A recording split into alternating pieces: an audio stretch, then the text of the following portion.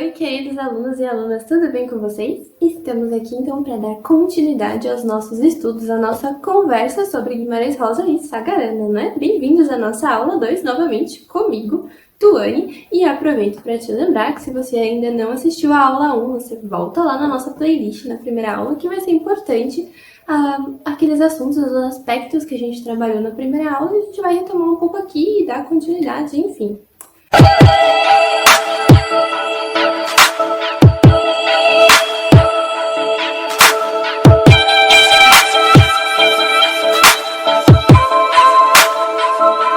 Então, na aula de hoje, a gente vai começar a se aprofundar nas novelas de Sagarana, certo? Como eu tinha comentado na aula anterior, a gente vai trabalhar 5 novelas hoje e na próxima aula a gente trabalha as outras 4.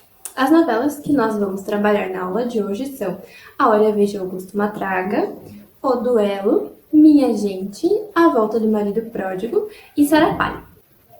Aproveito para te lembrar agora, então, que a gente tem um material didático, né, vinculado a todas as aulas do canal, como eu já comentei com você na aula anterior, e obviamente a gente tem material para essa aula também. E lá no material você vai encontrar um resuminho de cada uma das novelas do livro, do Sagarana, ok? Na aula de hoje, para que seja um pouco mais dinâmica, né, por uma questão de tempo, para o vídeo ser mais dinâmico, a gente não vai falar dos resumos, a gente vai falar mais dos aspectos da obra. A gente vai falar em como esses aspectos, como a gente consegue encontrar esses aspectos técnicos, digamos assim, em cada uma dessas obras, ok? Mas aí o resumo você encontra lá na unidade e aí você também tem algumas questões sobre cada uma dessas novelas e eu já aproveito para te pedir para você ir lá responder depois de assistir a aula e aí comentar aqui embaixo nos comentários do vídeo as suas respostas, porque aí a gente pode continuar essa nossa interação, esse nosso diálogo. Nós aqui do canal vamos estar atentos aos comentários, certo? Muito bem, então para começar, eu gostaria de te fazer aquelas nossas perguntas de reflexão, não é mesmo? O que você lembra da nossa aula anterior? O que foi trabalhado? Quais eram os tipos de narrador, ou o tipo de narrador que a gente encontra em Sagarana? Qual é a linguagem utilizada, a linguagem escolhida pelo autor para trabalhar essa obra? Qual é a classificação dessa obra? Você lembra de tudo isso? Muito bem, então vamos. E quanto às novelas que serão trabalhadas na aula de hoje? O que elas têm em comum? O que elas têm de diferente? Quais as conexões você acredita que podem ser feitas entre elas? Vamos descobrir a resposta para essas e outras perguntas? Bem, eu aproveito já para te falar que as análises dessas novelas todas foram baseadas em 2 textos bem importantes. Um é o texto A Arte de Contar em Sagarana, de Paulo Roner, e o outro é uma carta do próprio Guimarães Rosa para um amigo chamado João Condé, onde ele conta algumas questões aí de como foi criar essas histórias para esse livro. E são textos bem interessantes e bem importantes que estão disponíveis em algumas edições desse livro, do livro Sagarana. E se você tiver acesso, é bem interessante a leitura também. Algumas coisas dele, você vai ver que a gente vai trabalhar tanto na aula de hoje quanto na próxima aula. E para as nossas análises, a gente começa justamente pela grande obra-prima, tanto de Sagarana e também da literatura brasileira, né? Uma das grandes obras-primas da literatura brasileira. Ela é a última novela que a gente encontra no livro de Sagarana e ela se chama A Hora e a Vez de Augusto Matraga. Claro, ela que foi sempre muito bem criticada, ela recebeu críticas muito positivas, comentada. E por que isso? Porque Guimarães é um gênio, não é mesmo? E para falar sobre ela, então, a gente vai ler um trechinho da carta do próprio João Guimarães para o seu amigo João Condé, onde ele fala sobre essa novela. Trecho da carta de Guimarães para seu amigo João Condé sobre A Hora e a Vez de Augusto Matraga. História mais séria, de certo modo síntese e chave de todas as outras. Não falarei sobre o seu conteúdo. Quanto à forma, representa para mim uma vitória íntima, pois desde o começo do livro, o seu estilo era o que eu procurava descobrir. E a gente já tem um ponto importante, né? Tudo em Guimarães sempre tem aí um significado, que vai além da própria história, né? E Matraga tem aí um desses significados, porque matraga, na verdade, vem de matraz.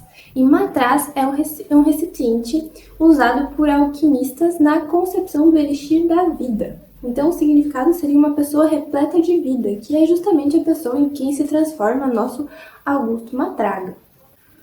Outro ponto importante na história é que a gente tem aí a figura de Joãozinho Bem-Bem. E Joãozinho Bem-Bem é uma figura que vai voltar na obra de Guimarães lá em outro clássico da literatura chamado Grande Sertão Veredas.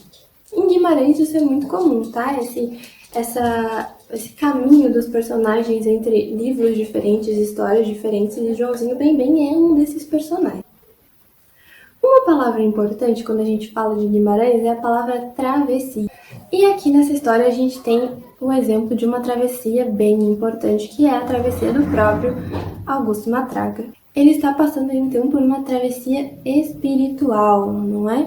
E as travessias espirituais são bem presentes em diversos momentos do livro. Outra coisa que eu aproveito para te lembrar aqui é que as histórias deste livro são chamadas de maniqueístas. E o que é isso, professora? Bom, são histórias que têm uma grande influência da religião e são centradas nessa disputa entre o bem e o mal. E isso significa que, em geral, os personagens que começam bem, do lado do bem, terminam do lado do bem. Os personagens que começam do lado do mal, terminam do lado do mal. Não há uma grande mudança entre os personagens. A única exceção é justamente o nosso Augusto Matraga, que passa por essa transformação. Os outros seguem da mesma forma. A nossa próxima novela é a novela Duelo, que é uma daquelas novelas que teve a sua adaptação para o cinema. Lembra que eu te contei na aula anterior? Pois então, e do que se trata a novela Duelo? A gente tem aí uma daquelas questões humanas que eu já comentei com você que estão presentes nessa obra, que é a vingança. A gente tem aí a vingança trocando de lado, né, em alguns momentos da história. Primeiro a gente tem Turíbio Todo querendo se vingar de Cassiano Gomes, aí depois a gente tem Cassiano Gomes querendo se vingar de Turíbio Todo, e aí finalmente no final quem vai matar Turíbio Todo é um amigo de Cassiano. Na novela Minha Gente, a gente tem a história de um amor, não é? Um amor não correspondido do nosso narrador-personagem, que aí temos aí a presença das poucas presenças, né, de um narrador-personagem. Em geral, os narradores de Guimarães se mantêm afastados da história, né, visualizando assim o cenário, as coisas que acontecem. Nessa história é uma das poucas onde a gente tem um narrador-personagem. Nosso narrador é o personagem principal, que é apaixonado pela prima. E aí acontece todo um desenrolar na história que, se você ler o livro, você vai saber. Um exemplo também para uma característica importante em Guimarães Rosa, que é o detalhismo documental. Já nas primeiras páginas da novela, a gente tem aí nosso personagem principal, nosso narrador, descrevendo, né, nessa ida dele da estação do trem para a casa do tio, que é o pai da prima, Maria Irma, ele está descrevendo as paisagens, as lembranças que essas paisagens remetem na pessoa dele, e essa descrição tão bonita, tão poética que Guimarães faz aí, te faz se envolver com a história, se envolver com as sensações do próprio personagem. E isso é o que a gente chama de detalhismo documental. São descrições bem detalhadas que remetem às obras do regionalismo. A próxima novela que a gente vai comentar então é A Volta do Marido Pródigo. Lembra que eu te contei lá no começo que várias coisas em Guimarães têm significados para além das histórias, têm referências além das histórias? Pois bem, aqui a gente tem mais uma, a gente tem uma referência numa história bíblica, né? A Volta do Filho Pródigo. Em ambas as histórias, a gente tem um personagem que volta para sua terra em busca de perdão. Nesse caso, a gente tem a presença do Lalino, que está voltando e tentando buscar o perdão da sua esposa depois de abandonar toda a sua vida. E a gente também tem o Lalino como representante do nosso malandro, né? Um personagem tão característico da literatura brasileira que aqui está representado pelo nosso Lalino. Outro ponto importante que essa novela traz para a gente é o desenvolvimento de uma abordagem de questões políticas, né? Como se manifesta a política no interior. No estado de Minas, a gente tem aí até hoje as mesmas famílias dominando a política local. E isso é comum e recorrente em algumas cidades brasileiras, principalmente no interior. E Guimarães Rosa traz esse aspecto cultural da história do Brasil pra gente aqui nessa novela. aqui nessa novela e também na novela Minha Gente, né? Porque a gente tem o nosso personagem principal de Minha Gente ajudando justamente seu tio na campanha nas eleições. E aí, a nossa última novela a tratar na aula de hoje é Sara Palha. O que é Sara Palha? Então, Sara Palha é o nome do lugar onde a história acontece, né? O nome da cidade que é descrito no livro. E aí, segundo Paulo Roney, naquele texto que eu tinha te comentado no começo do vídeo, segundo ele, talvez a gente tenha aí a única história de Sagarana onde há a vitória do regional sobre o humano. Porque a cidade ficou devastada, né? A cidade ficou como se fosse uma cidade fantasma. Todas as pessoas que não tinham morrido pela doença malária saíram da cidade. E aí, na nossa história, a gente tem essa descrição da relação dos dois primos, né? O primo Argemiro e o primo Ribeiro. Para mim, é uma das histórias mais bonitas de Sagarana, porque é muito bonito ver a descrição de como essa parceria, esse companheirismo dos primos é desenvolvido ao longo da história. Apesar disso, segundo Guimarães, essa é a novela que ele menos gosta na história. E você, gostou ou não gostou dela? Conta pra gente aqui nos comentários. E falando em Sara Palha, a gente tem aí o exemplo da novela que caiu no vestibular da Universidade Federal do Paraná no ano passado. E aí agora a gente vai analisar essa questão e resolver ela juntos. Vem comigo. No vestibular da UFPR, a gente teve esta questão sobre Sagarana, vestibular de 2009 e 2020, questão 49. Leia o trecho abaixo, extraído de Sagarana de João Guimarães Rosa. Tremessem amarelas as flores da aroeira.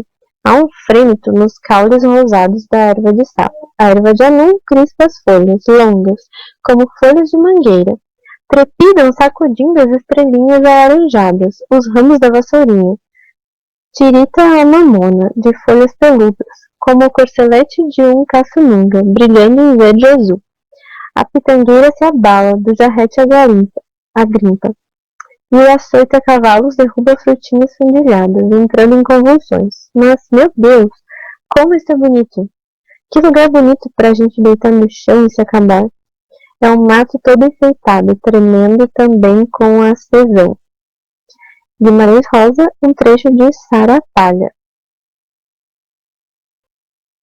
O trecho extraído do conto Sara Palha do livro Sagarana de Guimarães Rosa explica um aspecto que está presente em todos os contos do mesmo livro. Assinale a alternativa que reconhece esse aspecto de forma adequada. E aí a gente tem as alternativas, né? Letra A. A religiosidade cristã, católica, rege as decisões humanas e transforma os homens e a natureza a partir da ação direta de Deus. A ausência de aliterações e a economia de adjetivos são recursos utilizados para representar a aridez da natureza. A descrição pormenorizada do espaço físico visa a excluir a dimensão psicológica e mística da narrativa para fortalecer a feição pitoresca da região. Letra D, que também já está assinalada como correta, a descrição do meio físico é mediada pela visão do narrador que apresenta a natureza como um elemento tão reversível quanto a condição humana. E letra E são narrados duelos que se travam entre o meio e o homem que são vencidos apenas pelo uso da força física e da valentia.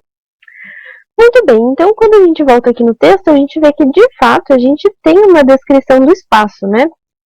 A gente tem uma descrição bem detalhada, na verdade. E a gente volta naquele ponto que a gente já comentou nas aulas, onde eu falei para vocês sobre as questões do regionalismo, que é justamente essa descrição de fauna e flora muito detalhada que faz a gente entrar na história e sentir as mesmas sensações que o personagem ou o narrador estão descrevendo para a gente. E é por conta disso que a letra B está correta, né? A descrição do meio físico. A gente não tem aí, neste trecho, a questão da religiosidade sendo comentada. A gente não tem as questões de adjetivos. A gente não tem uma descrição do espaço físico aí que visa excluir a dimensão psicológica. Também não é essa questão na obra. E nesse conto específico, nessa novela, neste trecho, não estão sendo narrados duelos. É a descrição do meio físico, é a questão do regionalismo. Certo, meus queridos? Então, voltei aqui para me despedir de vocês e lembrando que no material didático a gente tem várias questões e é bem importante, bem interessante que você resolva essas questões, que você responda a elas, para você praticar os seus conhecimentos sobre as histórias, ok? E aí você pode colocar suas respostas aqui nos comentários pra gente, que a gente vai gostar muito de ler, ok? Nos vemos na próxima aula, então, com as últimas 4 novelas de Sagaranda. Te espero lá. Tchau!